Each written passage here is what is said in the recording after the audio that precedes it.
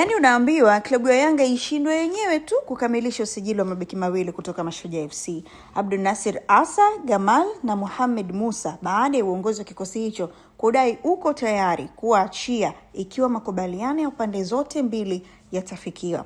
Yanga ambao ni mabingwa wa ligi kuu bara kwa msimu 2025-2026 inamhitaji Gamal kwa ajili ya kuziba nafasi ya beki wa kulia Israel Mwenda anayetajwa kutoendelea na kikosi hicho, huku kwa Mohamed Musa ni chaguo la pili baada ya kumkosa nahodha wa TRA United Nasri Kombo katika beki wa kati. Akizungumza, mwenyekiti wa Mashujaa Meja Abdul Tika alisema timu yoyote inayofika bei kwa mchezaji wa kikosi hicho wanafanya nao biashara. Hivyo ikiwa Yanga inawahitaji wachezaji hao, wanaruhusiwa kufanya pia mazungumzo. Nikimnukuu amesema, sisi hatuna shida kwa sababu tunajua mpira ni biashara na lengo letu sio kumzuia mchezaji anapotaka kwenda timu yoyote kucheza. Tunachotaka waje mezani tuzungumze vizuri, na endapo tutafikia makubaliano tutaruhusu wawachukue. Lakini mwenyekiti huyo alisema wachezaji hao wote wawili bado wana mikataba ya miaka miwili kila mmoja ya kuendelea kuichezea Mashujaa, ingawa kuuzwa ni suala la mazungumzo na makubaliano yakifikiwa watawaachia ili wakaendelee kukuza safari yao ya uchezaji soka.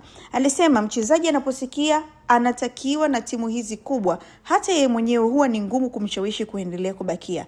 Kama nilivyosema awali, hatuna nia ya kumzuia mchezaji yoyote isipokuwa taratibu zifuatwe baina ya pande mbili.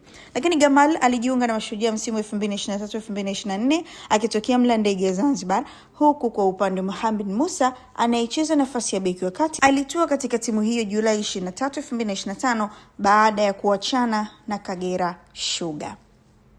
Mimi ni Justa Julius na hii hapa ni PMTV. Endelea kutufuatilia kwenye mitandao ya kijamii ukiandika PMTV Tanzania. Pia nenda kabashiri kwenye website ya pmbet.co.tz. Kuna ndinga IST 6 zinatolewa kwenye msimu huu wa Kombe la Dunia na imebakia moja tu, kwa hiyo chap wai huko au kwenye nyota 149 nyota 23 alama ya reli. Credit Mwanaspoti kwa taarifa hii.